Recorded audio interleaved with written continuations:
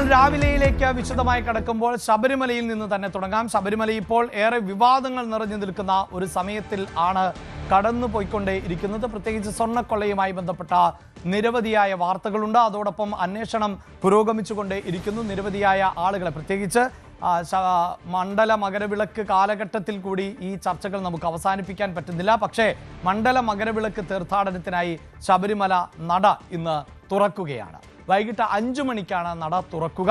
Sabarimala മേൽശാന്തിയായി ED പ്രസാദും Malikappuram മേൽശാന്തിയായി MG മനുവും ഇന്ന് സ്ഥാനമേൽക്കും. ദിവസം 90,000 പേർക്കാണ് പ്രവേശനം അനുവദിക്കുക. VV വിനോദ് ആണ് ശബരിമലയിൽ നിന്ന് ചേരുന്നത്. Vinod, good morning. ശബരിമല എന്ന വാചകം അല്ലെങ്കിൽ എന്ന വാക്കൊക്കെ ഈ സമയത്ത് പ്രയോഗിക്കുമ്പോൾ അധികവും ഈ വിവാദം, സ്വർണ്ണക്കൊള്ള അതൊക്കെ ആയിരിക്കും പ്രേക്ഷകർ പ്രതീക്ഷിക്കുന്നത്. പക്ഷേ ഇന്ന് നമുക്ക് ഈ ഭക്തരായിട്ടുള്ള ശബരിമലയിലെ ഭക്തരായിട്ടുള്ള അയ്യപ്പന്മാരിൽ നിന്ന് തന്നെ തുടങ്ങാമെന്ന് തോന്നുന്നു. ശബരിമല മണ്ഡല മകരവിളക്ക് ഉത്സവത്തിന് വേണ്ടിയിട്ട് ഇന്ന് നട തുറക്കുന്നു. പുതിയ മേൽശാന്തിമാർ ചുമതലയേൽക്കുന്നു. ഒരുക്കങ്ങൾ എത്രത്തോളമായി വിനോദ്?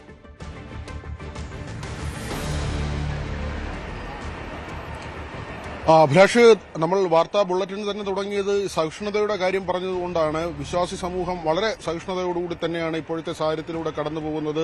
അഭിലാഷ് പറഞ്ഞതുപോലെ വിവാദങ്ങൾക്ക് നടുവിലാണ് ശബരിമല. SITയുടെ അന്വേഷണം പുരോഗമിക്കുന്നുണ്ട്. അതിനിടയിലാണ് മണ്ഡല മകരവിളക്കിന് നട തുറക്കുന്നത്. ഇന്ന് വൈകിട്ട് 5 മണിക്കാണ് നട തുറക്കുക. നമ്മളിപ്പോൾ ഉള്ളത് 18ാം പടിക്ക് മുന്നിലാണ്. ഇന്ന് മേൽശാന്തിമാർ ചുമതലയേൽക്കുന്നുണ്ട്. ED പ്രസാദാണ് ശബരിമല മേൽശാന്തി. മാളികപ്പുറം മേൽശാന്തിയായ MG മനു ചുമതലയേൽക്കും. വൈകിട്ട് 5 മണിയോടുകൂടി നട തുറക്കും.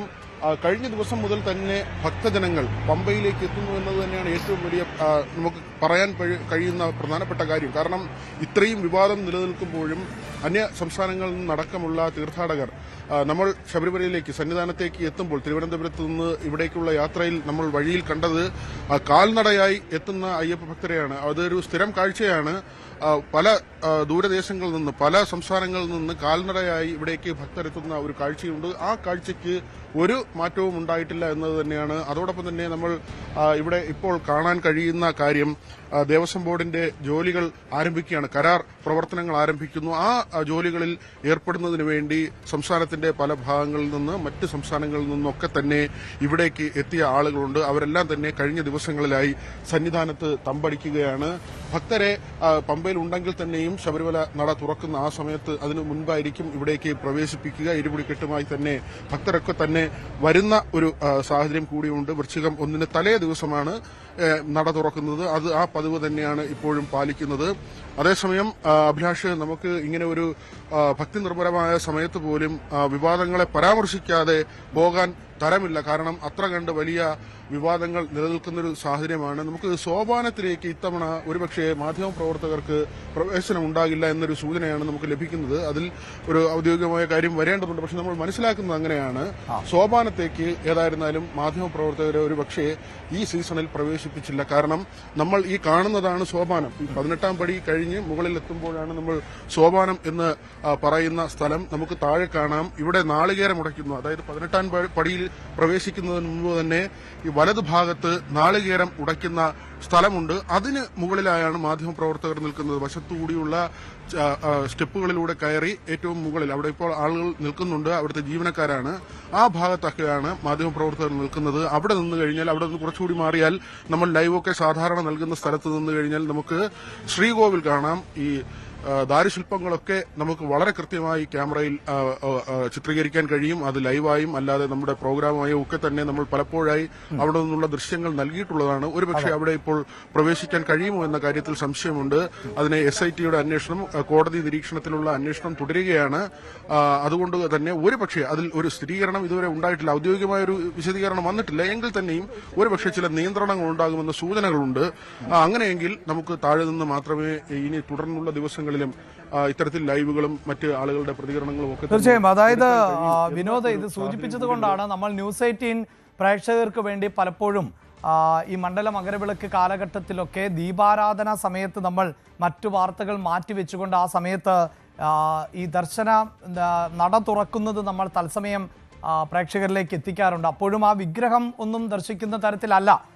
വിനോദ് സൂചിപ്പിച്ചതുപോലെ സോപാനത്തിന് മുന്നിൽ, നടയ്ക്ക് മുന്നിൽ നിന്നുകൊണ്ട് ഭക്തർ ആ വാതിൽ തുറന്ന് ദീപാരാധന നടത്തുന്ന സമയത്ത് ഏറ്റവും ഭക്തി നിർഭരമാകുന്ന സമയങ്ങളിലൊന്നാണ്. അത് ഹരിവരാസനം പാടുമ്പോഴും ദീപാരാധനയുടെ സമയത്തുമൊക്കെയാണ്. അത് നമ്മൾ പലപ്പോഴായി പ്രേക്ഷകരിലേക്ക് എത്തിച്ചതാണ്. വളരെ കൗതുകകരമാണ്. എന്തായാലും ഇപ്പോൾ വിനോദ് പങ്കുവെക്കുന്ന വിവരം. അവിടേക്കൊന്നും ഇനി മാധ്യമങ്ങളെ അനുവദിക്കില്ല എന്ന് പറയുമ്പോൾ മാധ്യമപ്രവർത്തകരല്ല ഇതൊന്നും അടിച്ചു മാറ്റിയത്.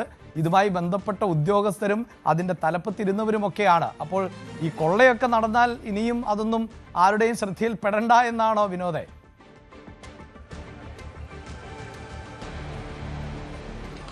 തീർച്ചയായും ഇതിൽ നമുക്ക് അറിയാം, SITയുടെ അന്വേഷണം നടക്കുന്നുണ്ട്, ഹൈക്കോടതിയുടെ നിരീക്ഷണമുണ്ട്. ഒരുപക്ഷെ ഇപ്പോൾ ഇങ്ങനെ ഒരു അന്വേഷണം കൂടി നടക്കുന്ന പശ്ചാത്തലത്തിലായിരിക്കാം ഒരുപക്ഷെ ചില നിയന്ത്രണങ്ങളെക്കുറിച്ച് ആലോചിക്കുന്നത്. അത് വീണ്ടും നമ്മൾ ആവർത്തിക്കുന്ന ഒരു ഔദ്യോഗികമായ അറിയിപ്പായി വന്നിട്ടില്ല. ചില കേന്ദ്രങ്ങളിൽ നിന്ന് നമുക്ക് ലഭിക്കുന്ന ചില വിവരങ്ങളാണ്. ഒരുപക്ഷെ ചില നിയന്ത്രണങ്ങൾ ഉണ്ടായേക്കും എന്ന തരത്തിലൊക്കെയുള്ള ചില വിവരങ്ങളാണ് വരുന്നത്. അതിൽ അടുത്ത ദിവസമായിരിക്കും പൂർണ്ണതോതിൽ നട തുറന്ന ശേഷമായിരിക്കും ഭക്തജനങ്ങൾ എത്തുന്നതും അവിടേക്കുള്ള പ്രവേശനവും സംബന്ധിച്ചുള്ള തീരുമാനമൊക്കെ അന്തിമമായി ഉണ്ടാകുക എന്നാണ് മനസ്സിലാക്കുന്നത്. ഏതായിരുന്നാലും അഭിലാഷ് പറഞ്ഞതുപോലെ തന്നെ ഈ കേസിൽ N വാസു അടക്കമുള്ള മുൻ ദേവസ്വം ബോർഡ് പ്രസിഡന്റാണ്, എക്സിക്യൂട്ടീവ് ഓഫീസറായിരുന്നു. ആ തരത്തിലൊക്കെ ഉള്ള വ്യക്തികൾ അറസ്റ്റിലാകുന്ന ഒരു സാഹചര്യമാണ്. ഞെട്ടിക്കുന്ന സാഹചര്യം തന്നെയാണ്. കാരണം 2025 പോലും, ഈ വർഷം പോലും ഇവിടെ നിന്ന് പാളികൾ കൊണ്ടുപോയി. നേരത്തെ ഈ സ്വർണ്ണപ്പാളികൾ കൊണ്ടുപോയി അത് ചെമ്പാണെന്ന് രേഖപ്പെടുത്തുന്നു മഹസറിൽ. അത് വീണ്ടും ആ യഥാർത്ഥ പാളികൾ മാറ്റി മറ്റ് പാളികൾ ഇവിടെ കൊണ്ടുവന്ന് സ്ഥാപിക്കുന്നു. വീണ്ടും അതേ പാളികൾ, അതായത് ഒന്നിൽ കൂടുതൽ തവണ, തൊട്ട് മുമ്പല്ല ഈ കവർച്ച നടന്നിരിക്കുന്നത്, കൊള്ള നടന്നിരിക്കുന്നത്, അതിനു മുൻപ് തന്നെ ഇവിടെ നിന്ന് പാളികൾ പോയിരിക്കുന്നു, യഥാർത്ഥ പാളികൾ പോയിരിക്കുന്നു എന്ന വിവരമാണ് പുറത്തുവരുന്നത്. 2019 മുതലുള്ള കാലഘട്ടത്തിലെ വിവരങ്ങളാണ് പുറത്തുവരുന്നത്. അവിടെയും വാദപ്രതിവാദങ്ങളുണ്ട്. അന്ന് A. പത്മകുമാറാണ് ദേവസ്വം ബോർഡ് പ്രസിഡന്റ്. അത് ആദ്യം കൊണ്ടുപോകുന്ന സമയത്ത് അങ്ങനെയെങ്കിൽ അദ്ദേഹത്തിന്റെ ചുമലിലേക്ക് വരുമോ? ദേവസ്വം ബോർഡ് മന്ത്രി കടകംപള്ളി സുരേന്ദ്രൻ അടക്കമുള്ളവരുടെ പ്രതികരണം വാസുവിനെ ന്യായീകരിക്കുന്ന തരത്തിലായിരുന്നു. N വാസു ആ സമയത്ത് ദേവസ്വം ബോർഡ് പ്രസിഡന്റ് ആയിരുന്നില്ലല്ലോ എന്നാണ് കഴിഞ്ഞ ദിവസം പോലും അദ്ദേഹം തിരുവനന്തപുരത്ത് ഒരു പ്രതികരണം നടത്തിയപ്പോൾ അദ്ദേഹത്തിന്റെ ഭാഗത്തു നിന്ന് വാക്കുകളായി വന്നത്. ഏതായിരുന്നാലും ഇതിൽ വാദപ്രതിവാദങ്ങളും തർക്കങ്ങളും ഒക്കെ നിൽക്കുമ്പോൾ കഴിഞ്ഞ ദേവസ്വം ബോർഡ് PS പ്രശാന്ത് ഉൾപ്പെടെയുള്ള ആളുകൾ ഇതിൽ കേന്ദ്രത്തിലേക്ക് വരികയാണ്, വിവാദസ്ഥാനത്തേക്ക് വരികയാണ്. പ്രശാന്ത് കഴിഞ്ഞ സീസണിൽ വളരെ നന്നായി ശബരിമല മകരവിളക്ക് അല്ലെങ്കിൽ മണ്ഡലകാലം മകരവിളക്ക് സീസണൊക്കെ വളരെ നല്ല രീതിയിൽ കൈകാര്യം ചെയ്തുവെന്ന് CPM-ൽ തന്നെ, ഇടതുമുന്നണിക്കുള്ളിൽ തന്നെ വലിയ പ്രശംസ ലഭിച്ച സമയത്താണ് പൊടുന്നനെ ഈ വിവാദം വരുന്നത്. നമുക്കറിയാം, അയ്യപ്പ സംഗമവുമായി ബന്ധപ്പെട്ട് സർക്കാർ വിളിച്ചു ചേർത്ത വലിയൊരു ബൃഹത് യോഗം, ആ യോഗം നടക്കുന്ന അതേ സമയത്ത് തന്നെയാണ് ഉണ്ണികൃഷ്ണൻ പോറ്റിയുടെ ഭാഗത്ത് നിന്ന് ഇവിടെ നിന്ന് ദ്വാരപാലക ശില്പങ്ങൾക്ക് താഴെയുള്ള ഒരു പീഠം കാണാനില്ല എന്ന വിമർശനമുണ്ടാകുന്നത്. അത് പിന്നീട് അദ്ദേഹത്തിന്റെ തന്നെ ബന്ധുവിന്റെ വീട്ടിൽ നിന്ന് കണ്ടെത്തുന്ന സാഹചര്യമുണ്ടായി. പക്ഷേ എന്തുകൊണ്ട് ആ വെളിപ്പെടുത്തൽ ഉണ്ടായി എന്നതടക്കമുള്ള കാര്യങ്ങൾ ഇപ്പോഴും സംശയമായി അവശേഷിക്കുന്നുണ്ട്. ഈ അയ്യപ്പ സംഗമം നടക്കുന്ന സമയത്താണ് ഇത്തരത്തിലൊരു വെളിപ്പെടുത്തൽ ഉണ്ടാകുന്നത്. അതുകൊണ്ട് തന്നെ അത് ബോധപൂർവം ഉണ്ടായതാണോ, അല്ലെങ്കിൽ താൻ തന്നെ കുടുങ്ങുമെന്ന സാഹചര്യം അപ്പോൾ ഉണ്ണികൃഷ്ണൻ അറിയാമായിരുന്നു എന്ന സംശയമൊക്കെ തന്നെ അവശേഷിക്കുന്നുണ്ട്. പക്ഷേ ഇതിന് പിന്നിൽ നടന്ന എന്ത് കാര്യമാണ്, അല്ലെങ്കിൽ ഈ സ്വർണ്ണക്കൊള്ള എന്തുകൊണ്ടാണ് അങ്ങനെ ഒരു വെളിപ്പെടുത്തൽ ഉണ്ടാകാതെ പോയെങ്കിൽ ഒരുപക്ഷെ ഇതിലേക്ക് അന്വേഷണം പോലും എത്തുന്ന ഒരു സാഹചര്യം ഉണ്ടാകില്ല, കോടതി ഇത് അറിയുന്ന ഒരു നിലയുണ്ടാകില്ല. ഇതെല്ലാം നിലനിൽക്കുകയാണ്. പ്രശാന്തിനെ മാറ്റിക്കൊണ്ട്, വളരെ നന്നായി പ്രവർത്തിച്ചുവെന്ന ഒരു കയ്യടി നേടിയ പ്രശാന്തിനെ മാറ്റിക്കൊണ്ട് S. ജയകുമാറിനെ, അദ്ദേഹം മുൻ ചീഫ് സെക്രട്ടറിയാണ്, ശബരിമലയിൽ സ്പെഷ്യൽ ഓഫീസറായിരുന്നു. ശബരിമല മാസ്റ്റർ പ്ലാൻ അതുമായി ബന്ധപ്പെട്ട പ്രവർത്തനങ്ങൾ ശബരിമല ഉന്നതാധികാര സമിതിയുടെ അധ്യക്ഷനായിരുന്നു. അദ്ദേഹം കഴിഞ്ഞ ദിവസം ദേവസ്വം ബോർഡ് പ്രസിഡന്റായി ചുമതല ഏറ്റെടുത്തു. ഇന്ന് ഉച്ചയ്ക്ക് 2 മണിയോടുകൂടി അദ്ദേഹം സന്നിധാനത്തേക്ക് എത്തുമെന്നാണ് അറിയിച്ചിട്ടുള്ളത്. അദ്ദേഹത്തിന്റെ പ്രതികരണവും വളരെ പ്രധാനപ്പെട്ടതാണ്. പക്ഷേ കഴിഞ്ഞ ദിവസം അദ്ദേഹത്തിന്റെ പ്രതികരണം പുറത്തു വന്നത്, അദ്ദേഹം പറഞ്ഞത് ഇതിൽ ഏറ്റവും കൂടുതൽ പരിഗണന നൽകുന്നത് ഈ സീസൺ ഏറ്റവും നല്ല നിലയിൽ മികച്ചതാക്കുക, തീർത്ഥാടകർക്ക് ഏറ്റവും നല്ല സൗകര്യം ഒരുക്കുക തുടങ്ങിയ കാര്യങ്ങൾ തന്നെയാണ് അദ്ദേഹം വളരെ പ്രാധാന്യത്തോടു കൂടി പറഞ്ഞത്. കാരണം ഈ അന്വേഷണവുമായി ബന്ധപ്പെട്ട കാര്യങ്ങളിലേക്ക് അല്ലെങ്കിൽ വിവാദങ്ങളിലേക്ക് അദ്ദേഹം പോകുന്ന ഒരു നിലയുണ്ടായില്ല. മറിച്ച് അദ്ദേഹം പറഞ്ഞത് ഇവിടെ തീർത്ഥാടനം ഏറ്റവും ഭംഗിയായി നടത്തുക എന്നതാണ്. ജയകുമാറിനെ സംബന്ധിച്ച് നമുക്കറിയാം, അദ്ദേഹത്തിന് വളരെ അടുത്ത് പരിചയമുള്ള സ്ഥലമാണ് ശബരിമല. ദീർഘകാലം ശബരിമലയുമായി ചേർന്ന് പ്രവർത്തിക്കുന്ന നിലയുണ്ടായിരുന്നു. ഉന്നതാധികാര സമിതിയെ നിയോഗിച്ചപ്പോൾ അതിന്റെ അധ്യക്ഷ സ്ഥാനത്ത് അദ്ദേഹമായിരുന്നു. ഇവിടുത്തെ സ്പെഷ്യൽ ഓഫീസറായി അദ്ദേഹം പ്രവർത്തിച്ചിട്ടുണ്ട്. മാസ്റ്റർ പ്ലാൻ നമ്മൾ നേരത്തെ സൂചിപ്പിച്ചതുപോലെ അയ്യപ്പ സംഗമം പമ്പയിൽ നടക്കുമ്പോൾ അവിടെ ഒരു വലിയ സെഷൻ തന്നെ ജയകുമാറിന്റെ നേതൃത്വത്തിൽ നടന്നിരുന്നു. അത് ശബരിമലയിൽ നടപ്പാക്കേണ്ട കാര്യങ്ങളെക്കുറിച്ച് മാസ്റ്റർ പ്ലാനുമായി ബന്ധപ്പെട്ട് അദ്ദേഹം ചർച്ച ചെയ്ത രൂപരേഖയാണ്. അതിന്റെ അമരക്കാരൻ അദ്ദേഹമാണ്. ആ തരത്തിലൊക്കെ ശബരിമലയുമായി ഏറ്റവും അടുത്ത് നിന്ന് പ്രവർത്തിക്കുന്ന ആളാണ് ജയകുമാർ. തീർച്ചയായും സൂചിപ്പിക്കുന്ന പോലെ ജയകുമാർ ചുമതലയേൽക്കുന്നു എന്നതും നേരത്തെ വിനോദ് സൂചിപ്പിച്ചു കഴിഞ്ഞു, ഏറെ കയ്യടി നേടിയിരുന്നു പ്രശാന്ത് എന്ന് പറയുമ്പോൾ പോലും ഹൈക്കോടതിയുടെ ഭാഗത്ത് നിന്ന് ഇപ്പോഴത്തെ ഭരണസമിതിയെ പോലും സംശയത്തിൻ്റെ നിഴലിലാക്കുന്ന പരാമർശം ഉണ്ടായതോടുകൂടിയാണ് സർക്കാരിന് മറ്റൊരു പേരിലേക്ക് എത്തേണ്ടി വന്നത്. അവിടെ രാഷ്ട്രീയ എതിരാളികൾക്കും വലിയ വിയോജിപ്പൊന്നുമില്ലാത്ത ജയകുമാർ ചുമതലയിലേക്ക് എത്തുന്ന ഒരു സാഹചര്യമുണ്ട്. അത് മാത്രവുമല്ല, അദ്ദേഹം ഒരു വിശ്വാസിയാണ്, ഞാനൊരു വിശ്വാസിയാണ് എന്ന് പറയുന്ന സാഹചര്യം ഉണ്ടാകുന്നു. അദ്ദേഹം ഒരു മികച്ച ഗാനരചയിതാവ് കൂടിയാണ്. കുടജാദ്രിയിൽ കുടികൊള്ളും മഹേശ്വരി എന്ന് തുടങ്ങുന്ന ആ ഭക്തിഗാനം, അതൊരു സിനിമാ പാട്ടായിരുന്നു. നീലക്കടമ്പ് എന്ന ചിത്രത്തിന് വേണ്ടി രചിച്ചതാണ്. പക്ഷേ ആ സിനിമ പുറത്തിറങ്ങിയില്ല എങ്കിൽ പോലും ഇന്നും പല ക്ഷേത്രങ്ങളിലും ദേവീക്ഷേത്രങ്ങളിലുമൊക്കെ നമ്മൾ പ്രഭാതങ്ങളിലും പ്രദോഷങ്ങളിലും കേൾക്കുന്ന ആ ഗാനം അദ്ദേഹത്തിൻ്റെ തൂലികത്തുമ്പിൽ വിരിഞ്ഞതാണ്. മറ്റ് നിരവധിയായ സിനിമാ ഗാനങ്ങളൊക്കെ, കിഴക്കുണരും പക്ഷി എന്ന ചിത്രത്തിലെ ഒക്കെ വളരെ പ്രശസ്തമായ ഗാനം, അത് അല്ല എങ്കിൽ വടക്കൻ വീരഗാഥയിലെ ചന്ദനലേപ സുഗന്ധം ചാർത്തിയതാരോ എന്ന് തുടങ്ങുന്ന ഗാനം, ഇതൊക്കെ ഈ ജയകുമാറിൻ്റെ തൂലികത്തുമ്പിൽ നിന്നാണ് പിറന്നത് എന്നതുകൂടിയുണ്ട്. അങ്ങനെ എന്തായാലും വിനോദ് ഒരു പക്ഷേ ഭക്തിയുള്ള ഒരാൾ ദേവസ്വം ബോർഡിൻ്റെ പ്രസിഡന്റ് ആകുന്നു. കാരണം ഈ പലരും ഈ മോഷണം നടത്തുമ്പോൾ ഭക്തിയെന്ന് നടിക്കുകയോ അല്ലെങ്കിൽ നിരീശ്വരവാദികളോ ഒക്കെ ആയവരാണല്ലോ ഇതിൻ്റെ തലപ്പത്തേക്ക് എത്തുന്നത്. അതുകൊണ്ടാണല്ലോ ഈ കൊള്ള ഇങ്ങനെ അനായാസം കൂടി നടത്താൻ പറ്റുന്നത്. അതിനും ഒരു തടയിടാൻ ഒരു പക്ഷേ ജയകുമാറിൻ്റെ സ്ഥാനം ജയകുമാർ എത്തുമ്പോൾ സാധിച്ചേക്കാമല്ലേ? തീർച്ചയായും അത് കൂടി മുന്നിൽ കണ്ടു തന്നെയാണ് അദ്ദേഹത്തെ ദേവസ്വം ബോർഡ് പ്രസിഡന്റായി നിയമിച്ചിട്ടുള്ള സർക്കാരിന്റെ തീരുമാനമുണ്ടാകുന്നത്. അദ്ദേഹത്തോട് ഇതിൽ താല്പര്യം ആരാഞ്ഞിരുന്നു. അദ്ദേഹം അത് സമ്മതം മൂളുകയും വളരെ പെട്ടെന്ന് തന്നെ ഈ ബോർഡിന്റെ കാലാവധി കഴിയുന്ന മുറയ്ക്ക് അദ്ദേഹത്തെ നിയമിച്ചുകൊണ്ടുള്ള ഉത്തരവ് പുറത്തിറക്കി. അതോടൊപ്പം തന്നെയാണ് മുൻ മന്ത്രി പി രാജു CPIയുടെ പ്രതിനിധിയായി അദ്ദേഹമാണ് എത്തുന്നത്.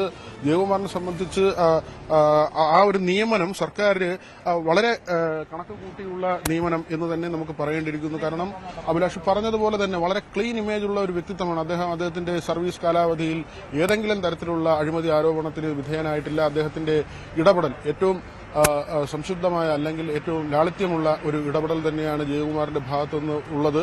അദ്ദേഹം മുൻ ചീഫ് സെക്രട്ടറിയാണ്.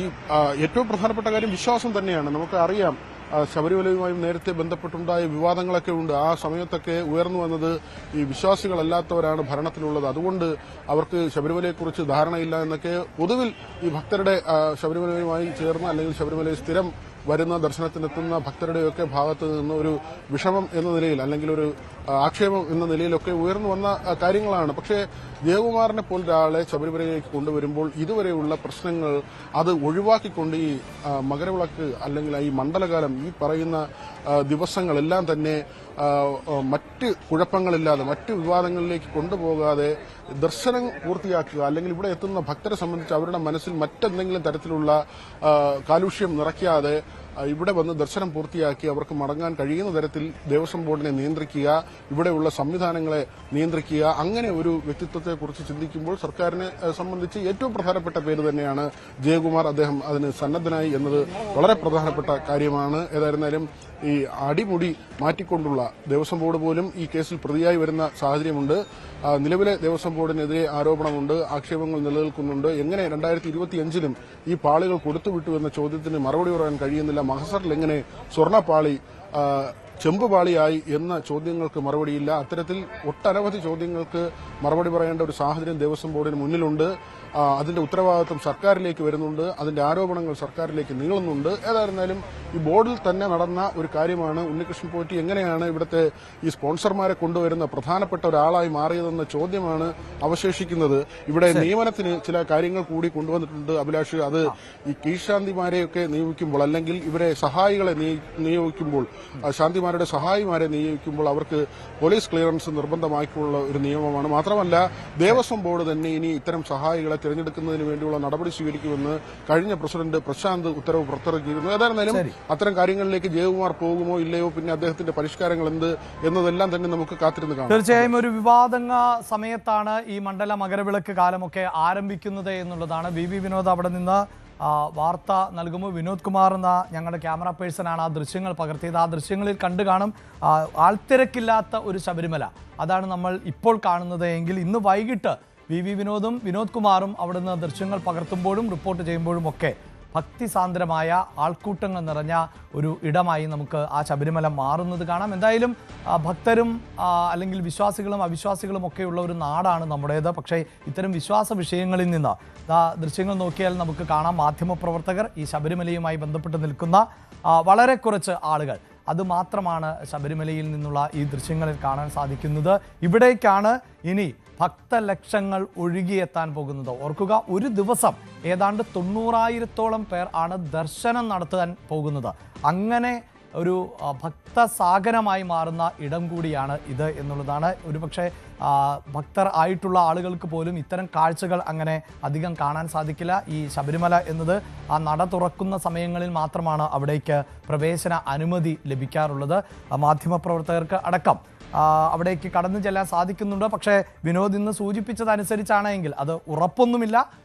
ഒരു പക്ഷേ ഈ ദർശന കാലയളവിൽ ഈ മണ്ഡല സീസണിൽ വാർത്തകൾ റിപ്പോർട്ട് ചെയ്യുന്നതിനും ദൃശ്യങ്ങൾ പകർത്തുന്നതിനുമൊക്കെ ചില പരിമിതികൾ ഉണ്ടായേക്കാം എന്നുള്ളതാണ്. സോപാനത്തിന് മുന്നിൽ നിന്നുകൊണ്ട് ദൃശ്യങ്ങൾ പകർത്താൻ അനുവദിക്കുമോ എന്ന കാര്യത്തിൽ സംശയമുണ്ട്. ഇങ്ങനെ എല്ലാ മേഖലയിലും മാധ്യമങ്ങളെ നിയന്ത്രിക്കുക, തടയുക എന്നത് ഈ ഭരണകൂടത്തിൻ്റെ ഒരു പൊതു സമീപനമായി മാറുന്നുണ്ട്. അത് ലോകവ്യാപകമാണ്. അതുകൊണ്ട് തന്നെ ഈ നവംബർ 16 എന്ന് പറയുന്ന ദിവസത്തിന് ഞങ്ങൾ മാധ്യമപ്രവർത്തകർക്കും വളരെ ഇമ്പോർട്ടൻ്റ് ആയ ഒരു ഡേ ആണ്. അതെന്താണ് എന്ന് ഞാൻ പിന്നീട് പറയാം. ശബരിമലയുമായി ബന്ധപ്പെട്ട വാർത്തയിൽ തുടർച്ച